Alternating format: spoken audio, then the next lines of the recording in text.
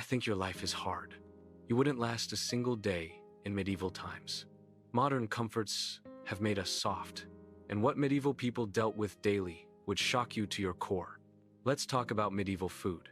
The stuff that would have you running back to the 21st century faster than you can say McDonald's. First off, forget everything you've seen in movies about grand feasts with giant turkey legs for regular folks. Meals were bland, boring, and often dangerous. Most people ate a diet that was about as exciting as watching paint. Dry peasants lived mainly on something called pottage, basically a sad, watery soup made from whatever vegetables they could grow, cooked in the same pot for days. It was the medieval version of Mom's mystery stew, except instead of hiding vegetables, it was hiding weevils, and dirt bread was the main food for almost everyone. But it wasn't the fluffy sliced stuff we enjoy today. Medieval bread was dense, dark, and often filled with all sorts of unwanted extras. The flour used was typically ground between stone wheels that would chip off into. The mixed people back then had stronger teeth, not from good genes, but from constantly chewing on what was basically rock-filled dough. Here's a terrifying fact. Much of the bread contained ergo, a fungus that grows on rye, ergo poison, pruning, cause hallucinations, burning sensations, and sometimes death. Some historians believe ergo poisoning may have contributed to witch hunt hysteria because entire towns would start hallucinating at once. Imagine thinking your neighbor is a witch, when really your baker just needed to clean his prostate. Equipment meat was a luxury for most people. When they did get it, it was often borderline rotten, because there was no refrigeration to mask the taste of spoiling meat. They used heavy spices if you could afford them. Otherwise, you just held your nose and hoped for the best. The 5-sec rule in medieval times was more like the 5-day rule. The worst part, you couldn't even wash down this awful food with water, because drinking it would make you sick. Most water sources were contaminated with human waste and other nasty sec stuff. Instead, everyone, including kids, drank beer or ale. Not the strong stuff we have today, but a weaker version that was safer than water because the brewing process killed germs. One study found that the average medieval peasant consumed about 8 pints of ale per day. Children as young as 5 regularly drank ale with every meal. Medieval kids didn't need to fake IDs to drink. They needed them to get water instead. Fish was another common food, but usually preserved by drying or salting, since fresh fish spoiled quickly. People living by the coast might get fresh fish, but for inland dwellers, fish arrived days or weeks old. The smell alone would knock you out by now. Your stomach is probably turning, which brings us perfectly to the next medieval horror. For the average person, going to the bathroom meant using a chamber pot, basically just a bowl or bucket kept under the bed. Once filled, you'd either empty it yourself or wait for someone to collect it. Where did they empty it? Usually right out the window and into the street. Below. The medieval version of look out below wasn't about falling objects, but falling feces. The common practice in towns was to simply shout "Garde L" before tossing waste from upper windows. This warning came from the French phrase "garde à l'eau," meaning watch out for the water, of course. By water they meant something far less pleasant. This practice was so common that in some medieval cities, the rule was that waste could only be thrown from windows after 10 at night. If you were lucky enough to visit a castle, you might encounter something called a garde-robe, essentially a hole in a stone seat that dropped waste straight down the castle wall. In Dover Castle, archaeologists found a garde-robe that dropped waste nearly 70 feet. Kings and queens might have had thrones, but their toilets were just holes with the draft for those who couldn't wait to get home to their chamber pot. The options were grim. Public areas often had designated spots where people would relieve themselves, creating what we now call open sewers. In London, there were places called common privies built over rivers, but these were few and far between. The job of collecting and disposing of human waste fell to workers with the unfortunate title of gong. Farmers, these brave souls, would collect waste from cesspits and take it outside. The city walls, they could only work at night, and the smell clung to them so badly. They weren't allowed in public gathering places despite the awful conditions. Gong farmers were actually paid quite well, about 4 times what an ordinary laborer made. The smell of medieval cities was legendary. The River Thames in London was so polluted with waste that it was described as a monster of stink toilet paper. Forget about it. People used whatever was available. Leaves, moss. Their left hand, or if they were wealthy, pieces of wool or hemp. The Romans had actually used sponges on sticks that they would rinse in vinegar or salt water, but that knowledge was mostly lost by medieval times after. Spending a day drinking ale to avoid waterborne illness and then finding nowhere decent to release yourself, you'd be ready to head back to the 21st century. But the bathroom situation was just one of many brutal realities that made medieval life a daily test of survival. Forget those romantic notions of being a valiant knight or a fair maiden in a castle in medieval times. Most people worked back-breaking jobs from sunrise to sunset with barely enough pay to survive. Most people were peasant farmers who worked the land owned by nobles.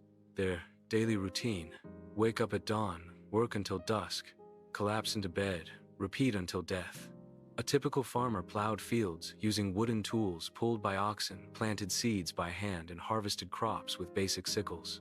During harvest season, peasants worked 16-hour days. In the baking sun records from medieval England show that a typical farm worker would burn over 4,000 calories daily, just from physical labor. Medieval farmers didn't need gym memberships, they just needed to survive. Tuesday, for those not farming, trades and crafts offered alternative careers, though these came with their own hardships.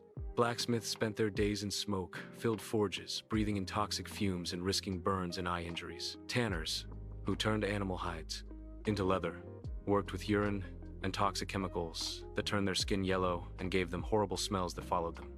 Everywhere want to become a skilled tradesperson. Better start. Young apprenticeships typically began at age 7, when children would be sent to live with a master craftsman. These young apprentices worked 6 or 7 days a week for up to 14 years before they could become journeyman medieval career. Counselors had a pretty simple job. Selection, flowchart. Can you lift heavy things? If yes, farmer. If no, early death. Some jobs were designed specifically for the poor and desperate link. Boys were children who carried torches to light the way. For wealthy people at night, pure finders collected dog feces to sell to tanners. The pay for most jobs would barely cover basic survival a day. Laborer in medieval England might earn 1 or 2 pennies per day, just enough to buy about 2 loaves of bread getting paid.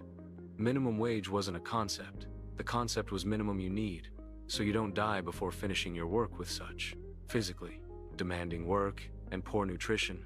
Your body would wear out quickly. Disease was everywhere.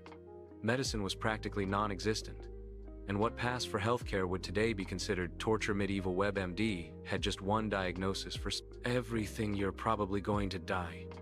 A simple cold or flu that we treat with rest. And over-the-counter medicine could be a death sentence without understanding of germs or infection. Medieval people believed illness came from bad air or an imbalance of the 4 bodily humors: blood, phlegm, yellow bile, and black bile. Got a fever time for blood.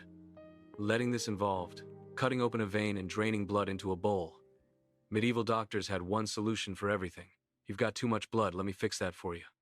Leeches were another popular treatment.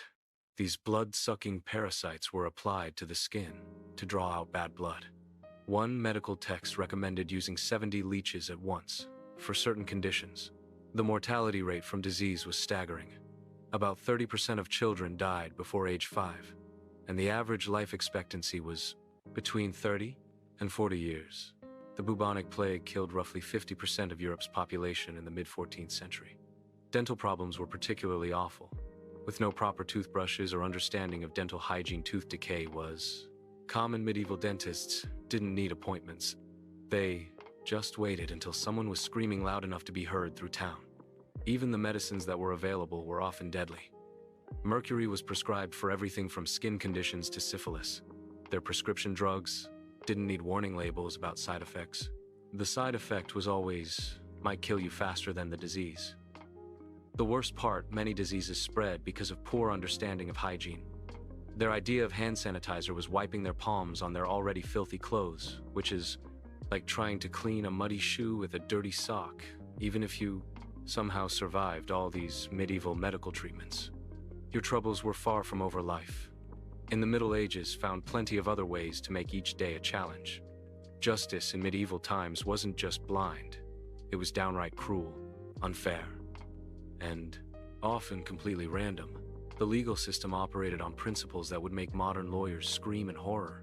First off, laws varied wildly from one town to the next. What was perfectly legal in one village could get you thrown in a dungeon just 5 miles away.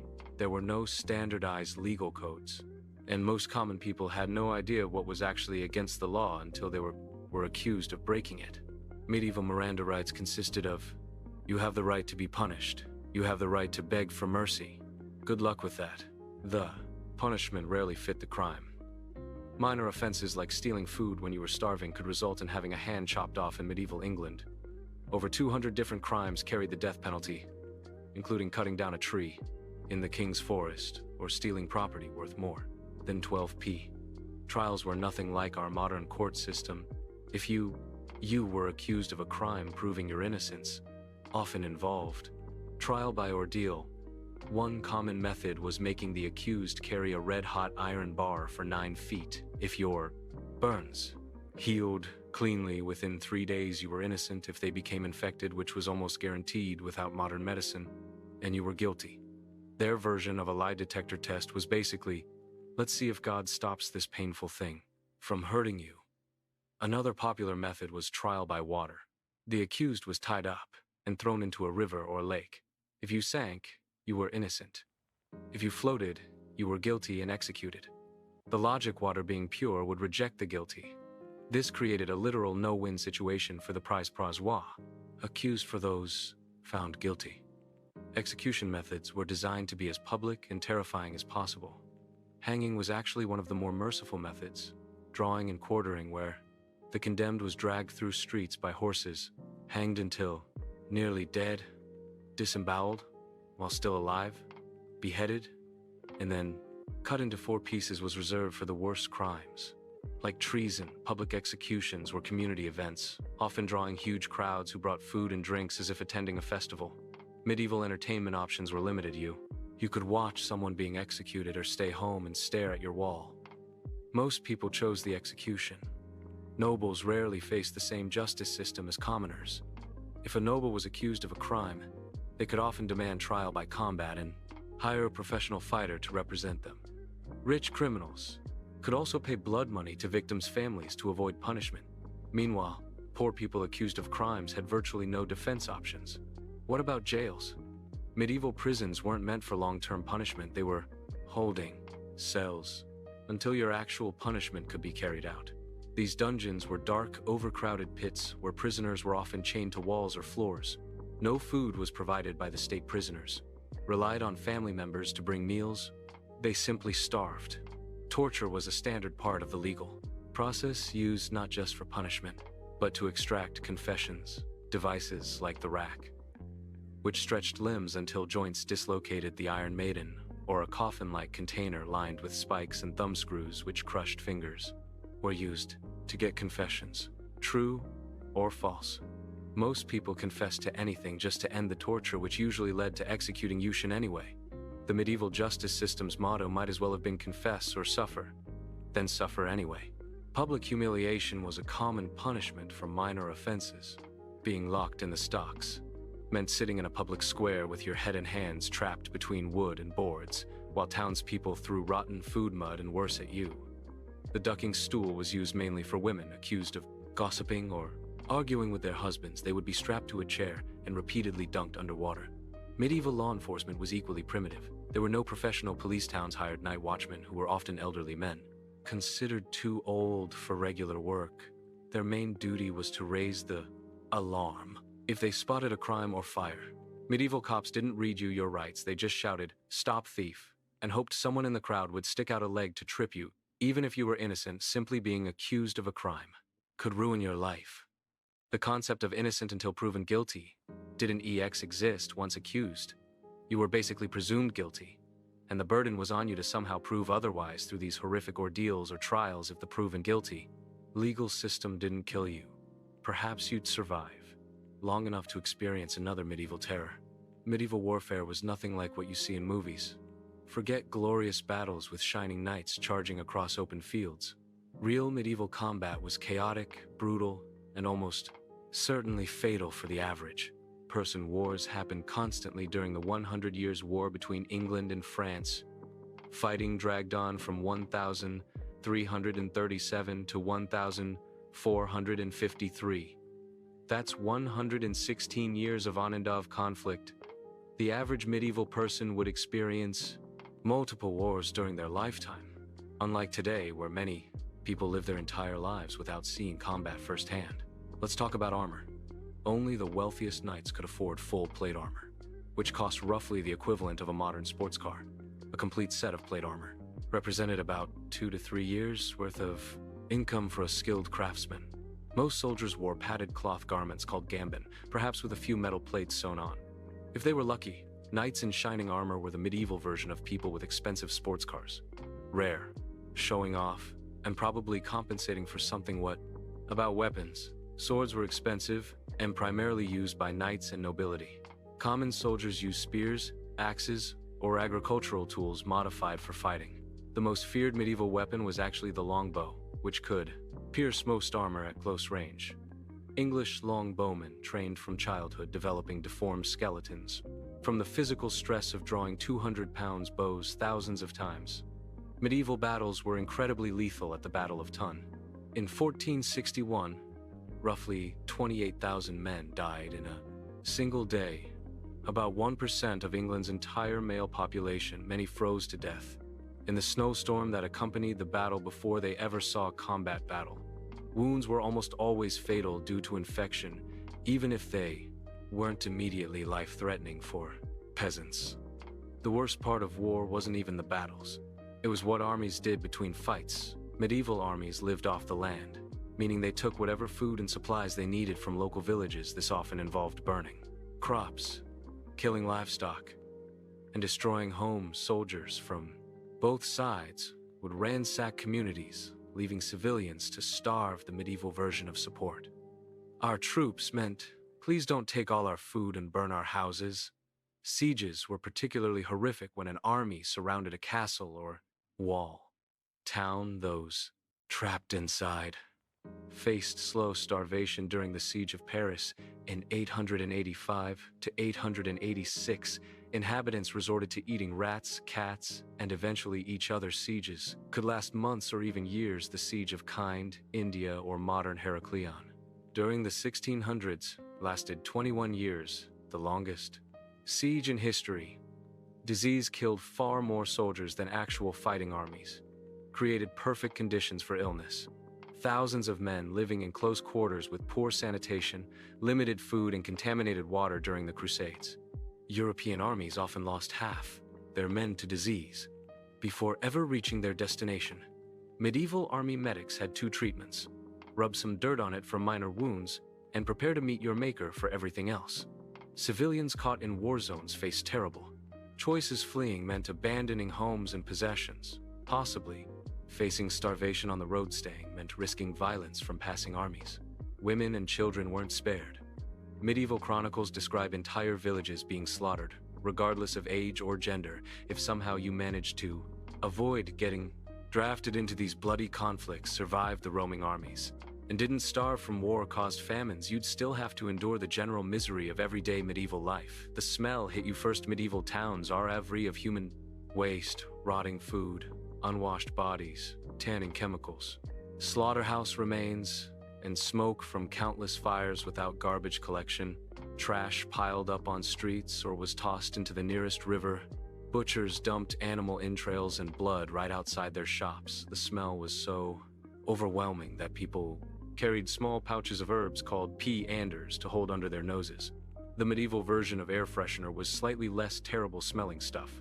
To mask the horrible smelling stuff, personal hygiene was practically non-existent. Most people bathed only a few times a year, usually in spring and at the end of summer. Many believed that bathing opened the pores and allowed disease to enter the body during winter months.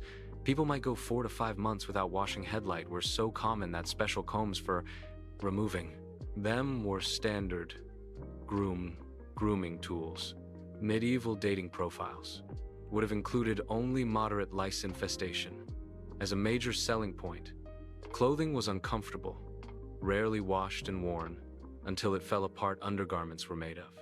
Rough linen that irritated the skin, outer garments were heavy. Wool that itches constantly, both rich and poor, typically owned only 2 or 3 sets of clothes. Total shoes were made of thin leather, with flat soles that provided no protection from the elements. The language barrier would be nearly insurmountable. Middle English, from the 1400s, sounds almost like a foreign language to modern English speakers. Common phrases like "why it is thin," "nama," or "what is your name," would be incomprehensible. You'd struggle to understand others, and they'd think you were speaking gibberish. Privacy didn't exist. Most households consisted of one R,